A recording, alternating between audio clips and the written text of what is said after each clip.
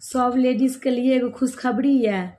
तो आइ के खुशखबरी नहीं है, काल्हि के खुशखबरी है।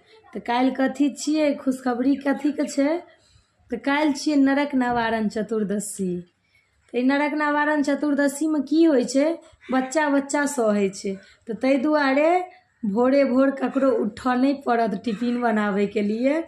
जे छोट बौआ सब छै सेहो, जे बड़का बौआ सब छै सेहो। तो सब गोटा एहिमे सहबे करथिन। तो ताहि दुआरे एहि ठंडी में मस्त में सब काल्हि 10 बजे तक सुतल रहब, आराम से उठब, तहन भोला बाबा के पूजा करे ले जायब नहा धोइ के। और टिफिन बनवे के कोनो टेंशन नहीं। बहुत खुशखबरी है। काल्हि नरक निवारण चतुर्दशी छियै। बच्चा बच्चा सब आदमी करे छै। तो अपने सब आदमी के तो बुझले हैत, लेकिन तैयो हम बता दै छी।